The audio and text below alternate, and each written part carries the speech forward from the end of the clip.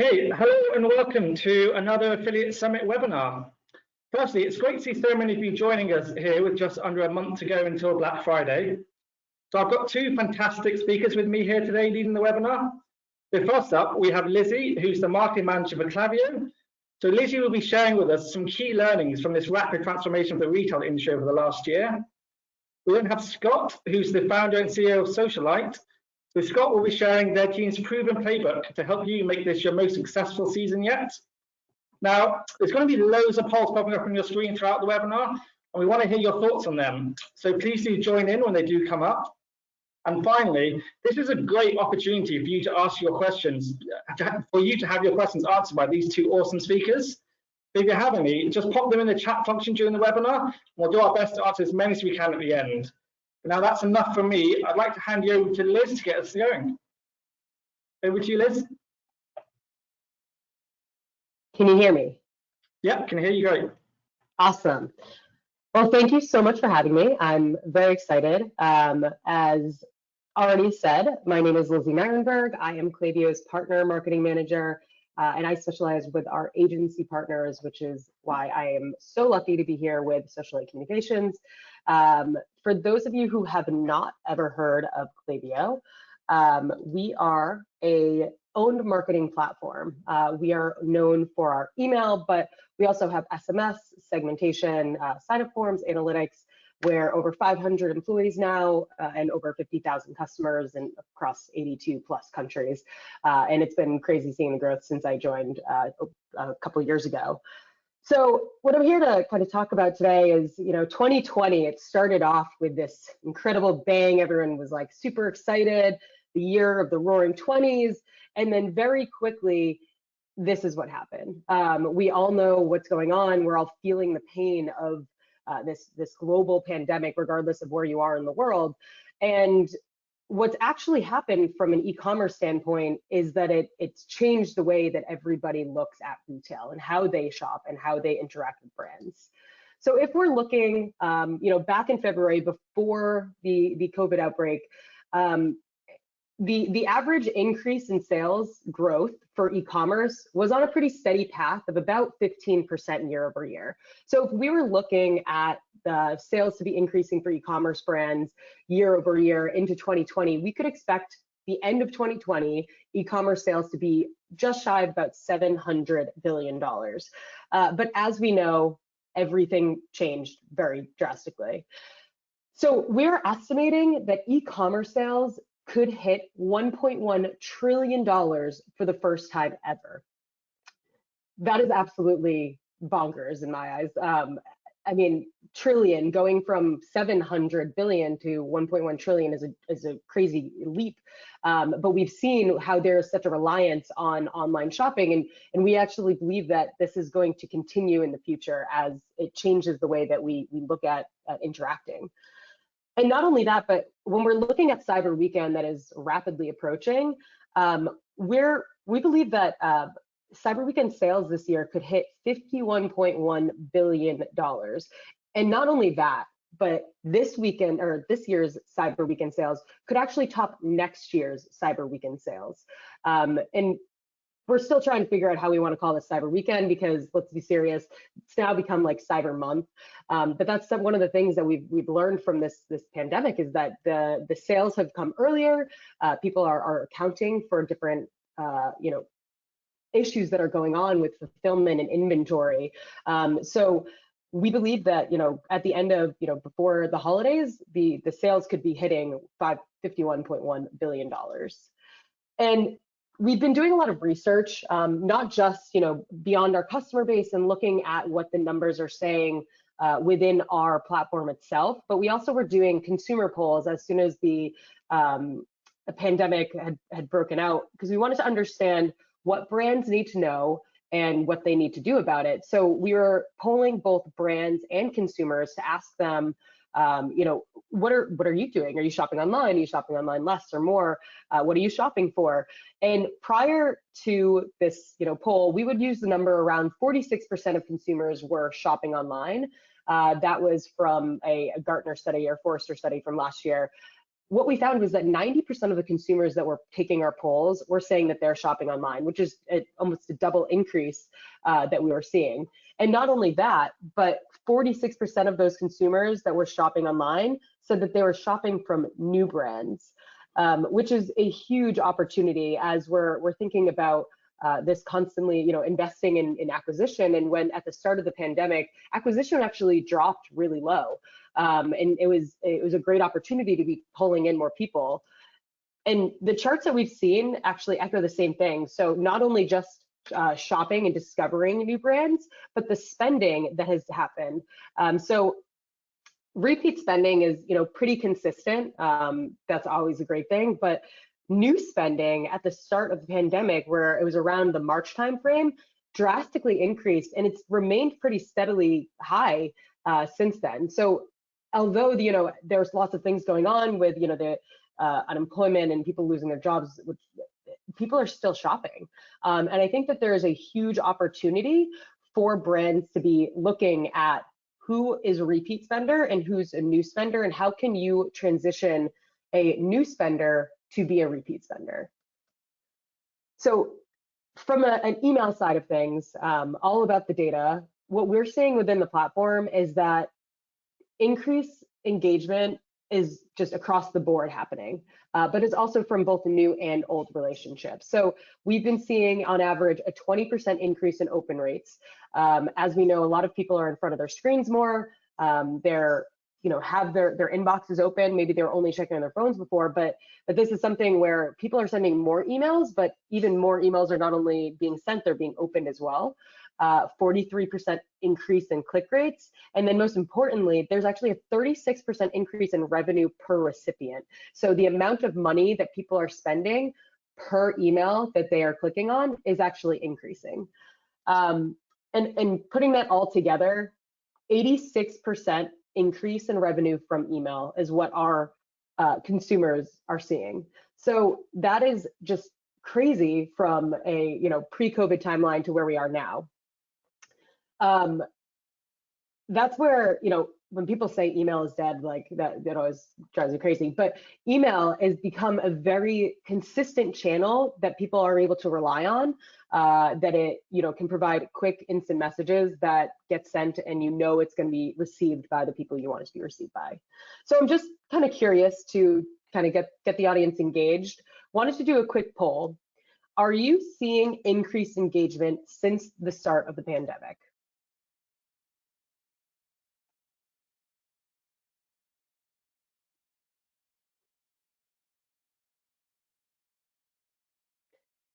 I wish that we could take multiple polls on this, but I think that this will be, if I'm a betting person, will be very dependent on the industries that people are in, which is the most interesting, I think.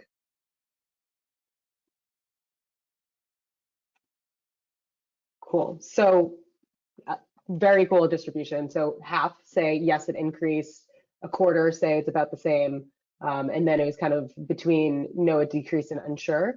And I'd be, like I said, so curious to know what the industries that they decreased from, because what we found is that some of these industries, that were luxury products that were unable to shift their focus or be more relevant, that is when the sales have decreased. But any way you slice it, for e-commerce and D2C brands, there has really never been a greater opportunity. Those who have been afraid to shop online before, they're being forced to, and realizing that it can be a really great experience when brands put out those great experiences. So the real question to ask is, how do brands capitalize on this opportunity? How do you take this, on a silver platter, everybody has to shop from e-commerce and actually make something of it? So what we believe at Klaviyo is that relationships are the key to a brand's long-term success. And further than that, data-driven relationships are the key to long-term success. The more that you know about your customers, the better that you can supply a better experience. And every brand has 3 channels that they actually own. So you have your website or store, you have your email list and your ability to email them. And if you have a mobile app or SMS experience. But these three channels are the only ones that you can control: the message, the audience, when it's sent, what it's saying. You can control it from start to finish and be able to really not only control the output of what's going to the customer, but also what you can receive back. And being able to receive that information back is where you end up winning long term. So taking a step back from where we're looking forward, last year's Cyber Weekend, one of my favorite stats to share is that 60% of Cyber Weekend sales from 2019 were actually from consumers who engaged with the brand prior to Q3 that same year. So not even Q4, but Q3. That goes to show you that building relationships truly pays off in the long run. We've probably all heard this stat, it's 5 times the cost to acquire a customer than retain it. But it's also a question of, so once how do you retain a customer? And we believe that retaining a customer is all about building the relationship. So we put a lot of thought into how does one build a relationship. When you talk to somebody, when you're having an interaction, it goes into 3 main steps. You listen, you store that information, make those decisions, and analyze it, and then you take that information to then inform how you're going to communicate back. And you do that every single day without even knowing it. You did that when I started talking. You probably started listening to what I was saying, maybe made some assumptions, you made connections to other things you may have heard in the past. And then if we were to have a conversation afterwards, you may say one thing differently than you would another person. The same thing should be true for brands. And I think that that's one of the hardest things is how do you take a relationship that is seemingly supposed to be one-to-one and scale it? So I'm going to launch another poll because it's just I'm kind of curious. How strong do you think that your relationships are with your existing customers?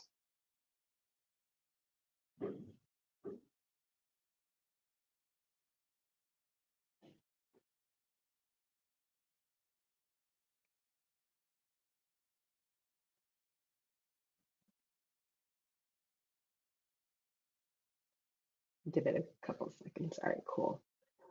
And I figured as much. Again, great normal distribution curve here. So, a little over a quarter are, saying very strong, and then the majority are in the just okay, which is great because that honestly just means that there is a good room for improvement. So when we talk about how brands should be building relationships, it goes back to that exact same framework. So when it comes to listening, it may not be that you can have that one-on-one conversation like you could in a brick and mortar store, but listening from an e-commerce brand's perspective requires observing and asking for information in different ways. So observing behavioral data, transactional data, email data, integration, so your loyalty software, your payment software, subscription software, but also asking questions. So surveys, quizzes, pop-up forums, having preference pages is a great way to just ask questions, because then when you have that information, you're building the foundation for that two-way dialogue. Once you have that information, you're able to analyze it, to understand your customers on a deeper level. You'll be able to identify the segments that you should be focusing on, predicting the behavior to be able to serve them better. And then when you understand those preferences, you are able to serve them in a way that they feel has been personalized to them. So then when you act and you do these communications, whether it's through email or SMS or on your website, you can personalize that content, you can personalize the timing, and you can personalize the channel that's right for them. And in turn, you're able to create these memorable marketing experiences that will pay off long-term, because you want to make your customer wants to feel like they've been heard. So just to summarize, you want to be focusing on collecting and analyzing data, controlling and personalizing the experience, and all that summing together will be able to help you build stronger and in turn more profitable relationships. I hope that this was helpful. If anyone has any questions about Klaviyo, I'm always happy to help. You can, owning your growth is truly important, especially as we look forward. We believe that we're the only marketing platform that works with businesses from day one and scales as they grow. So with that, I will thank you, and I'd like to turn it over to Scott to continue on with the awesome insights.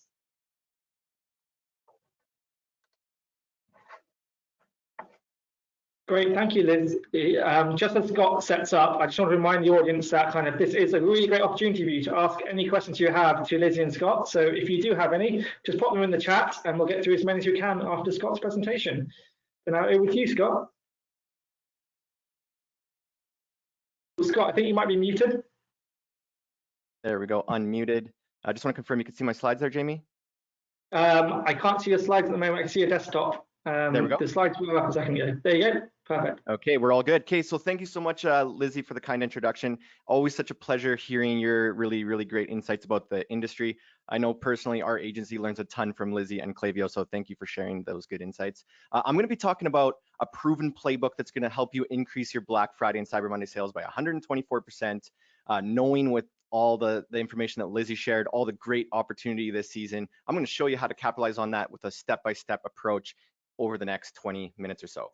Okay, so just a brief introduction into me. I'm Scott Cunningham. I am the founder of a Shopify partner agency called Lite. So we only work with Shopify brands and we help them grow with email marketing, advertising, offer strategies, and conversion rate optimization. We also launched a school called Merchant Mastery during the pandemic. We've already had like 200 students in our program and we've been helping them with training and coaching, and that's called Merchant Mastery. And then of course, you could see from this slide here, the whole takeaway here is we're just big e-commerce nerds. We teach a class at the University of Alberta all about online sales. So we really like to geek out about this stuff, and that's what I'm gonna be doing for the next little while. The last slide about me here, I'm also an elite coach with Digital Marketer, which is based out of Austin, Texas. I don't know if anyone's heard of Digital Marketer, but this is one of my favorite parts of my job and career is that I spend time coaching lots of different businesses on how to map out their customer journey to accelerate growth for their business. So I'm going to be talking a lot about the customer journey, which is a tool that I teach a lot in this coaching program. So I'm going to be talking about this customer journey for the next little while. And the reason I want to do this is because before you jump into Black Friday, Cyber Monday, you kind of need to be thinking about the full big picture. You don't want to just be advertising and sending out random emails without thinking about the full ascension path of your customer. So let's set the foundation and think about the customer journey, and then we'll talk about how that fits in with Black Friday, Cyber Monday. So this is an overview of this customer value journey that I'm talking about. And what this really is, you could see on the very far end here at the aware stage, there's like a freezing cold emoji. That is your freezing cold audience. You have an awesome online store. You know that out there in the world, there's an awesome customer just waiting for you. But how do you find that cold audience and discover them for the first time and attract them to your website, attract them to your products, sell to them, and advance them to a lifetime customer? So this whole customer journey is about attracting the right type of buyers, advancing them through each of these 8 stages until they come out the end with the starry-eyed result where they are a big firm believer and they're promoting on your behalf and they're telling everybody about you. So in marketing, we know that the biggest cost is attracting new customers. So when we go and invest in traffic and driving ads and everything, we need to make sure that we're advancing these customers through these 8 stages intentionally so we can make the most of our investment. Okay, so this is kind of what the customer goes through in each of these 8 stages. At the awareness stage here, you could see that this is the first time that they discover that you can get them from a pain state to a gain state. So this is the first time they see your ad on Facebook, ad on Google, see you on Instagram, see you in some type of affiliate network. This is kind of like they discover it and they're like, wow, this brand gets me. This problem has been keeping me up at night and I can't wait to learn more. So then they click on an ad and then they come to the engage stage. Now maybe they're on a product page. And this is when they get a deeper sense of trust and familiarity with your brand. This is like a product page. This is where you want things like social proof. You want customer testimonials, multiple images, tell them when they're going to get the product in the mail. You're going to try to build that trust and reduce any fear at that engage stage. And then after that, they're on the product page. Now the customer is interested in continuing the conversation at the subscribe stage. So on your website, you always want to be capturing emails. If Lizzie didn't emphasize this enough, I will re-emphasize this again. Your biggest asset in the long term is building up your email list, because as Lizzie pointed out, we're getting 86% more sales during the pandemic with email, and that's going to be a massive part of our Black Friday strategy, as I'm going to point out. So at the subscribe stage, they give you their email address. I'm going to show you how to capture those email addresses shortly. At the convert stage now, this is when they're like, okay, I was interested in continuing the conversation. Now I'm ready to commit for the first time.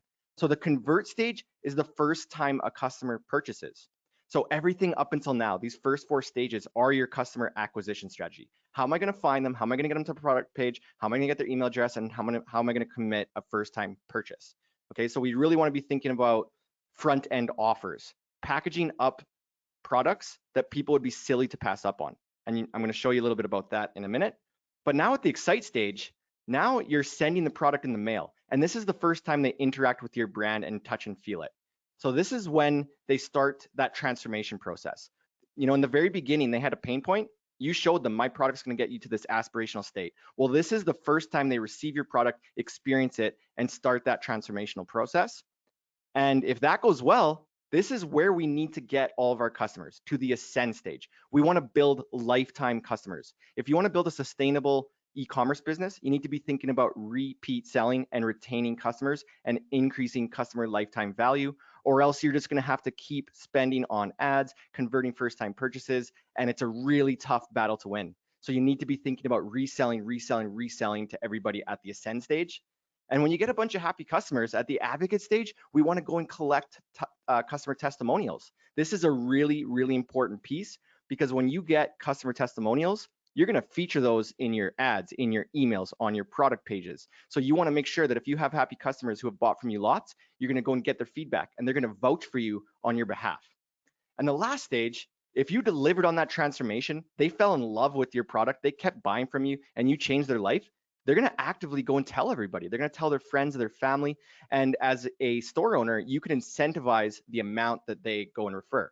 So you could think about referral marketing initiatives and stuff like that.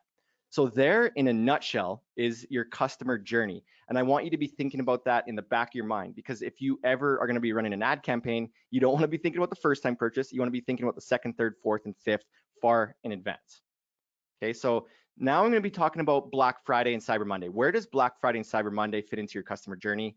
And really, we need to be planning our campaign. We don't want to wait until the last weekend. We don't want to wait until November 27th to start advertising. So I'm going to ask you right now, everybody, we're going to put up a poll, and I want to ask you, who has started planning your Black Friday, Cyber Monday campaign already? If you haven't, I'm going to show you some tips that are going to help you start planning today, but I just want to know who's been already planning ahead of today.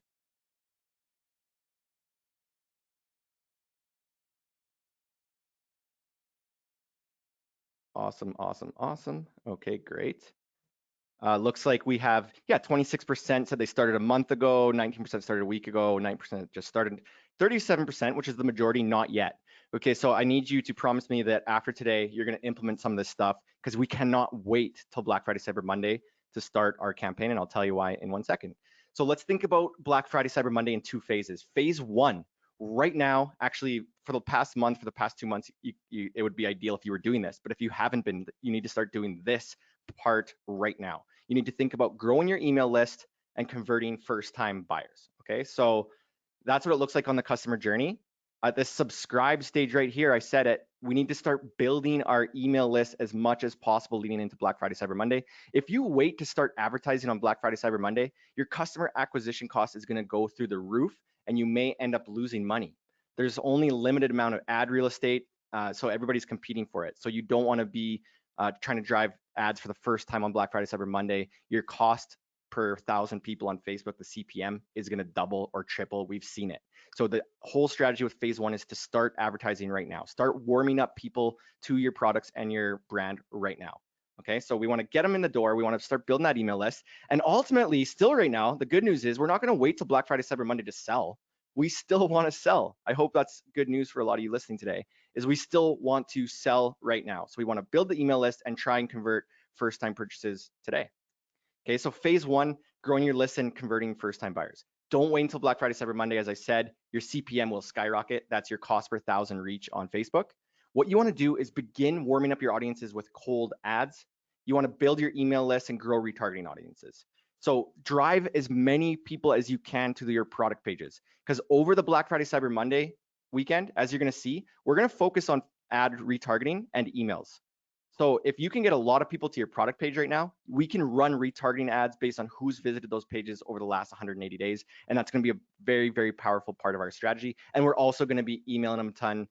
As Lizzie pointed out, that's a very, very important piece of the strategy as well. So right now, like I said, you could still sell right now. And what we want to do today until maybe 2 weeks from now, until middle of November, is set up a offer that is purchase based. So you can do like sign up for our email list and get 15% off. You could do like a spin to win. But the whole idea is that if you're driving ads and you're driving traffic, you want people opting in into some type of pre-Black Friday offer right now. And the top one there, the top example is my favorite. Do something like a gift with purchase offer. This is an example of a campaign we're running right now where it's buy 2 bracelets, get a 3rd one free. And the whole idea with this is that if you drive a ton of traffic and people give you their email address to access this offer, that shows a high intent that they're interested in your products.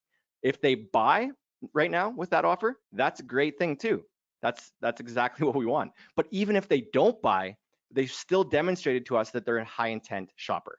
Okay, so with this example I just showed you at the top there, over the last 30 days, we drove 53 purchases. So we had 53 people opt in to get access to the free gift with purchase, and 53 checked out and they actually purchased. We had another 471 who opted in but didn't transact. So that's good. That's like over 500 people who have either opted in or opted in and bought. And that's exactly what we want. Those are the folks that we're going to be remarketing to over the Black Friday, Cyber Monday weekend. So the whole idea with phase 1 right now is just driving traffic, getting people to your Facebook pixel so you can retarget them with your offers over the Black Friday, Cyber Monday weekend, and driving people to your pre-Black Friday offers right now so that we can get them in your email list and we can email them over the Black Friday, Cyber Monday weekend as well. And ultimately, ideally, they're going to be buying right now too. So we never want to stop selling. So keep that in mind too. Okay, so that's phase 1. I didn't spend too much time there because we're getting a little bit closer to phase 2. We're nearing November. It's like next week. So we need to be thinking about what are we going to do? So I'm going to presume that everybody here has been building an email list or at least driving traffic to a pixel. Okay, so phase 2, now we want to convert first-time buyers and increase customer lifetime value. So if somebody opted in for your pre-Black Friday offer, but they didn't buy, now it's time to get them to buy for the first time. So we really want them to commit. If they bought from you over the last 180 days, then the goal is to increase their customer lifetime value. We want to increase the amount that they spend with you over this year and in the future. So now it's about like, let's drive, it's all sales focused. It's not about list building anymore. It's either they're buying for the first time or they're buying more from us. All right, so phase 2, we want to convert first-time buyers, increase customer lifetime value. This is what you want to start in mid-November. You could start this earlier, like you could do both things. You can run your pre-Black Friday offer right now and also run this simultaneously, but you want to focus on building a Black Friday email list. And our favorite strategy that we're running for our clients, and we're running this on over 50 campaigns right now, is to run a lead form ad on Facebook to get shoppers to sign up to receive early bird access to your massive Black Friday, Cyber Monday sale. That was a mouthful, but this is really effective. Because what we're doing is you can run cold ads to people who've never seen you. You can run retargeting ads to people who already know you, but you want to be running this ad for cold audiences and warm audiences and getting people to opt in now. We don't want to wait until the cost per, the CPM is like double. We want to run these right now. And if we're spending like $1 or $2 per lead, that's great because those are really high intent users that we can remarket to over the weekend. And of course, you want your existing customers to resubscribe to this list too. So you could send out an email to your full list and tell them like, hey, we're going to be announcing some big things. Sign up to this Black Friday list. We're going to be sharing lots of email updates over that weekend. Okay, so this is kind of what we're thinking about right now. And everybody should do this after we get off the call is start running a lead form ad just so people can opt in to get access to the first announcement of your offers. All right. And then when it comes to your offer, like what are you going to do for your offer? You want to go big. You want to go really big. For example, 50% off plus free shipping would be a really awesome Black Friday offer. I know that's really big and maybe some of us can't go that big because we're going to miss out on a lot of margin, but remember the customer journey. Black Friday, Cyber Monday is a phenomenal time to acquire first-time buyers who we can resell to next year, next Black Friday, next summer, next Valentine's Day, whatever it may be. Black Friday, Cyber Monday, we need to be thinking about acquiring first-time buyers. Lizzie said it, a lot of people are shopping with new brands for the first time right now. You know, e-commerce sales are up like 30 bajillion%, as Lizzie said. So this is a good opportunity right now to acquire a lot of first-time buyers. So you don't need to be only focusing on the margins you're going to make right now. You need to be thinking about capturing those audiences, getting first-time purchases, who you can resell to and ascend later and build advocates later and get referrals from them later. So it's really a great time to just build your community of shoppers, okay? And you need to think about like, so I don't want to just like disregard margins. Let's think about increasing average order value with bundle offers or tiered discounts. So, like I said, we want to drive people with an amazing offer, but let's try and encourage them to spend more. If they're going to save big, let's encourage them to spend more. This is an example of an offer that we ran last year, and this was what the whole case study was about. This is a client that we've worked with for a couple of years. We increased their year-over-year sales by like 124% with this exact strategy. And this was a phenomenally successful offer. And it was basically like, hey, you could save 20% off everything, but if you spend over $100, you're going to save 30% off and you get free shipping. And if you spend over $250, you're going to get 40% off and free shipping. So with this tiered discount, we're incentivizing them to increase their order value where they get a better discount, and you start to, actually make a little bit margin when they're spending more. You get to clear like overstocked inventory and all that kind of good stuff.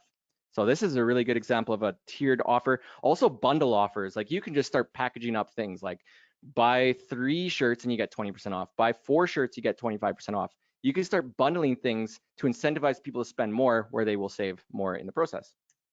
All right, now simultaneously over Black Friday, Cyber Monday, I mentioned it before, we want to run retargeting ads to anybody who's visited your page over the last 180 days.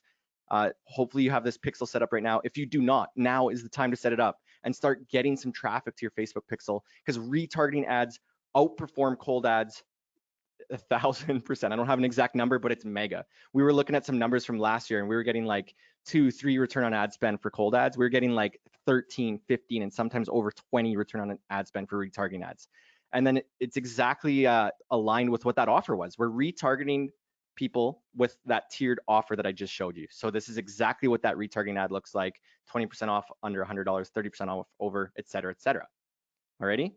And then of course, this is a massive one, and I know Lizzie touched on it. We want to be sending a lot of broadcast campaign type emails over the big weekend. And this is an example of what that email would have looked like in Klaviyo last year. But I've given you a little bit of a rough timeline here. You usually want to send like 7 to 10 emails over Black Friday, Cyber Monday. If you're going to take a screenshot of anything today, this is the one. This is kind of like, hey, I didn't prepare. Like there was, I think 36% of you haven't done any planning. Well, this is the thing. You got to start thinking about emailing your list. Those are your own channels, as Lizzie was talking about. So a really good idea is to start an early sale for your VIP list, people who have bought from you before or engaged with you in the last 30, 60, or 90 days. So you might want to do an early access sale on the 25th and 26th, like the Wednesday and the Thursday before Black Friday, just for your awesome customers who already know you. You're going to do something like, hey guys, you're one of our greatest customers. We're doing a special sale just for you today. And then you would send that out. So you would send out one email announcing it, and you would send one email reminding them that that early access is about to end. So if you just decided to do the 26th, the Thursday, you'd send it in the morning. Like, hey guys, we love you so much. We're going to do an early access sale for you. And then at night, around midnight, we're going to say, guys, thanks so much for shopping with us today. We're going to close down the early access sale, but Black Friday's on tomorrow. Okay, and then tomorrow on November 27th, we're going to do a very early email announcing our Black Friday sales. And we can do this at like 3 a.m., 5 a.m., super early, because we want to capture as much sales we can throughout that day. And you're going to announce everything. You're going to email all your lists, and you're going to say, here's our big Black Friday sale. Communicate when it ends. Like depending on your business, we know we have like Small Business Saturday. There's like Giving Tuesday. We'll get into that in a sec too. But you could tell people, hey, our Black Friday sale is running from Friday morning and we're ending on Sunday night. That could be a good idea. And we're doing that with a lot of different campaigns. And it would be the same formula where you're sending out one in the morning. Maybe if it's going the whole weekend, you can do some fun things in the middle. Like, hey, we just introduced a couple new offers, like keep it exciting. But you always want to have that reminder one to build that urgency. Like, hey, everyone, Black Friday is ending in an hour, and you can build some urgency in your communication. And then on November 30th, this is going to be, is 27, 28, 29, yeah, 30th is Cyber Monday. Yeah, it is. Just doing some math there. So now you're gonna come up with some new offers. Like Cyber Monday, you don't want to just do your exact Black Friday offers. You want to do something new. And looking at the data, Cyber Monday, like I was looking at some data that eMarketer published that like last week. Cyber Monday is expected to outperform Black Friday. So it's good news for us as store owners, because we get to keep that sale momentum going into Monday. And you want to bring out some new offers on Cyber Monday, and you're going to send out an email in the morning, again, super early. And you're going to follow that same formula. When Cyber Monday is about to end, send out another reminder email and just say, hey, everybody, it's about to end. And then on December 1st, this is a really good idea too. I really encourage this. Extend your Black Friday, Cyber Monday sales. Just say, hey, everybody, really excited to announce we've extended our sales for another week or so, or whatever you decide to do. And maybe you introduce some new offers in there as well. And then between that period, once you've extended it, you're going to do some more urgency type emails where it's like, hey, everybody, Cyber Monday is about to end. I just want to remind you that we're closing out in an hour. And then the last one I have here, it's the shipping deadline email. In past years, like we've been running Black Friday Cyber campaigns for like Black Friday Cyber Monday campaigns for years, 5-6 years. And we would always include like a purchase before deadline if you want to receive your product in the mail by Christmas. This year, this is a really tough thing to promise. So it is up to us as store owners to go and talk to our mail carriers. Like if you're gonna go talk to USPS or Canada Post or FedEx or whoever it may be, you want to make sure you have a good understanding of those shipping deadlines. And if you can't promise shipping deadlines, communicate the truth, communicate the reality. Say like, we cannot promise to ship by this date, but we can do our best to get it by this date. And we just want to be really transparent with that because we know for certain that this is what shoppers are going to be wondering, especially if they're shopping for Christmas. It's going to be the #1 question on their mind. Is this going to arrive by Christmas? So communicate that. Please, please, please go do some research, find out the information. And if you can, talk to FedEx, find out what the premium shipping option is, and just tell your customers, hey, we can actually guarantee that you get it by December 15th. It's just $20 extra with FedEx. And that's a nice little value add for your customer because that's going to be one of their biggest priorities is getting those gifts in time. So you want to definitely do that. And I'm sure that they would be happy to pay the extra shipping cost to get those products on time. So another poll here, everyone, I'm going to ask you, and I'm about to wrap up right away here too, but I just want to ask everybody, has everybody been building your pixel audiences and have you been building your email lists? And if you haven't, this is I would say this is the last chance to start on that phase 1. We need to get people to that pixel. We need to be building our email list because the #1 and 2 strategies are retargeting ads and emails. We don't want to depend on finding new customers for the first time. And I hope everyone knows that by now.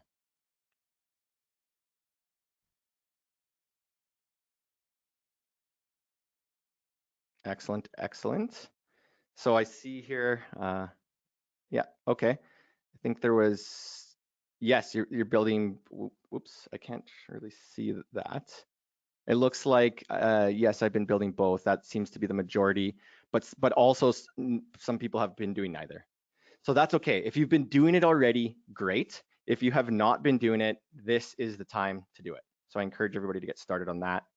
And everybody, that's kind of a wrap for the presentation part. We're going to hop into a Q&A right away here, but I just want to encourage everybody. We have a really awesome Facebook community. It's facebook.com/groups/merchant mastery.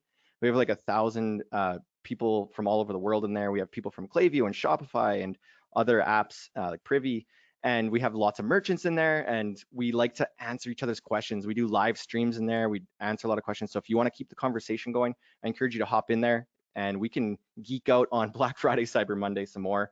And of course, if you want to email me, there's my email address. It gets inundated with lots of emails. So if I don't answer, somebody from my team will. We're definitely so enthusiastic about Black Friday, and we will keep the conversation going there as well. And there's our website, Socialite, and our other one, Merchant Mastery. So everybody, thank you so much. Great, thank you so much, Scott. So for everyone watching, there's still time to kind of post any questions that you have. There's just one question come through, but if you have any, just pop them in the chat now and we'll answer them straight after this one. But there has been one question through Lizzie for yourself. It's a very Klaviyo question, but I'll ask it anyway. So how do you ask questions in email that will attach their answers to their profiles? For example, if they're interested in gifts for new babies, baptism and birthdays, how do they choose all those things to have their profiles updated? Yes, I'm not going to lie. I saw this question come through and I grabbed a slide that would very easily explain it. So if I could have the sharing permission, I'll just quickly throw this up because I think it'll make it easier to explain. So as was just explaining too, email is a great way to collect information, and in Klaviyo, they make it easy to collect information. But I would say that if you have 3 different options and you're wondering if they're interested in all 3 or just 1 or 2, this may not be the best. I think that maybe if you're looking for one specific question you're trying to answer, so like in this case, this company Just Desserts, they sell cake and pie. Would you rather have one or the other? Maybe they have a third, but you can change a button block to have this information. So it says update profile, update property link. It gives the name of the property you're looking to update, and then it tells you what the redirect link is going to be. So that's like kind of that question. The other option I was going to suggest is that we obviously have pop-up forms that are great for acquisition, but another thing that you can do is serve your recent customers. So this is an example from when I was talking about COVID around shipping delays and serving a list of like, okay, this customer just bought for me, and I can tell them, you know, are you looking for your order? Kind of save down on customer support. You can also have it so that you may not have an answer to what their favorite product is. You can do a pop-up with check marks and ask, you know, what are you most interested in? And just use that you know, create a segment of who has a blank profile property on this, and you can kind of create that segments based off of that. So I hope that answered your question. I saw that come in and I was like, I'm gonna just add a little bit more color to it. They have commented on the questions. Great, thank you. So I think you got it. Another question just come in. It's directed at Lizzie, but I think we can ask this with Scott and Lizzie. So what do you think the upward trend, it's kind of blocked out. What do you think the upward trends will continue for 2021? I guess this question about what trends you think will continue up until next year. And I'm sure Scott has his thoughts as well. I mean, from our perspective, e-commerce is going to continue. I think that what's happened is a level of trust has been ensured with different generations. So now, before where it may be, you know, millennials or the Gen Xers are more comfortable with shopping on their phones, I think that you're finding more and more generations that are more comfortable with e-commerce generally. They are more willing to shop from other brands, not just, you know, the big, you know, retailers. So there's a huge opportunity for D2C smaller brands that making a mark. I also think that there's going to be a lot more, you know, pick up, like I'm trying to think of like try them at home, like a lot more easier return ways because there is so much e-commerce. So I know, you know, like Loop returns and there's a few others that are coming out that they're seeing, you know, a ton of increases of brands working with them because consumers still want to try things on, but they're, you know, don't want to feel stuck. So making it easier, frictionless processes coming out for e-commerce. I think we'll see more trends of that, whether it's payments or returns or fulfillment, just generally kind of serving the customer to make e-commerce a better experience overall. Yeah, I would just like adding to that, I think it's obvious there's been a giant behavioral shift. Like everybody was forced to learn how to use Zoom and GoToWebinar and all these online communication tools. When people were locked up in the pandemic, we obviously saw a giant spike in e-commerce behavior and people buying online. So like people are just adopting new ways to shop and new ways to communicate. And I think that because it's usually like older generations, honestly, that aren't so used to using online tools. And now everybody knows how to use everything. So we expect that this has been like the shift we needed to get people used to shopping online. And of course, we're acquiring so many new customers and building our communities. I think it's going to be great opportunity as e-commerce businesses moving into 2021. Perfect. And then one final question also come in. So you talked about customer loyalty programs for a moment. What advice do you have for a company who is just starting to develop a program and make a program their clients/customers find value in? We start with Lizzie again, and then if Scott, if you want to come in as well. Yeah, I was gonna say Scott definitely has experience here too. So I would say number one, what are your goals for your loyalty program? Start there. Loyalty programs are an incredible way to encourage behavior and retention, whether it's, you know, thinking about incorporating it with your referrals, or if it's, you know, points based, is it going to be more gamification, or kind of thinking about your goals there. And then thinking about what information you can be collecting from, like where I go back to with the loyalty programs is what information can you gain from being able to use that information to create better marketing moments. So whether it's thinking about your email strategy and nurture flow, so when you are sending a follow-up email, can you contain the points value for the loyalty program in the email you're sending out? So whether they can redeem it for a certain product that you're listing out as a recommendation, or is it that, you want to use it as a touch base to say, hey, your points are expiring, or this is a sale that, you could use these points on. So I think it's, I think about loyalty programs as a way to touch base with your customers. But I know that there's so much more that goes into, creating the program, what your goals are, and kind of taking a step back, which I know Scott has worked with a bunch of brands to do so. Yeah, I think okay, so I want to go back to the customer journey. It's called the customer value journey, because the only way you're going to advance a target customer through those 8 stages is by offering immense value at every touch point. So if you want to get them to your website, they got to see something that resonates with a pain point. If you want to get them to subscribe, you got to offer them something awesome in return. If you want them to purchase, it's got to be like an amazing offer the first time. At the ascend stage, if you want them to keep buying, you have to think about like, how am I going to keep my customer engaged for a lifetime? So we have to really think about what is going to be valuable to my existing customer base. It's kind of like a dating relationship. And a loyalty program is kind of like, where should I take my spouse on our 20-year anniversary? Do I take her to McDonald's, or do I take her for a helicopter ride over the Grand Canyon? Which I should have done a poll for this. Who thinks McDonald's is better than the Grand Canyon? Are you getting personal questions?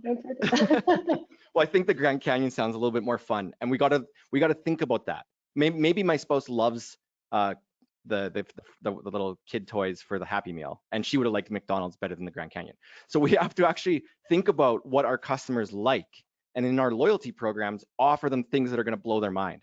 And I think like doing things like having an early VIP sale over Black Friday is showing your customers like, hey, we love you, we think about you first. And loyalty programs need to be like that. Like you're gonna spin your tires if you start building a loyalty program without understanding your customer base. And I've seen a lot of people try and do that too soon. I would put all my focus on getting to know my customer, getting them to buy for the first time, getting them to buy again. Loyalty program would be like the 3rd or 4th thing on my list once I know my customer so well. I couldn't agree more. And on top, I just remembered a conversation I had the other day where we were talking about building segments to understand the value that they, provide. So it could be that you have 2 customers that have spent $50,000 with your store, and maybe you didn't even know that they spent that much money, but like you may want to be treating those customers that have spent that much money differently than those that, yeah, they've come back and they've spent, couple $100 and it's been multiple purchases, which is awesome. But you just kind of want to think of who, like Scott could have said it better, get to know your customers. How are they purchasing your products? What is the normal kind of mid-range of like your good customers, your great customers, and your like absolutely incredible VIPs? And then how do you want to differentiate how you're treating them? Because that is 100% that's going to be dependent on that. Yeah, perfect. Well, that's all of our questions, but I'm sure if anyone else has any additional questions, both Scott and Lizzie will be happy to be contacted. But I just want to say a huge thank you to both of yourselves for taking part in the webinar and leading us through that. I thought it was fantastic overall and kind of thoroughly enjoyed it. That's enough from us. Hopefully I'll get to see kind of everyone else at the next Affiliate Summit webinar. Thank you.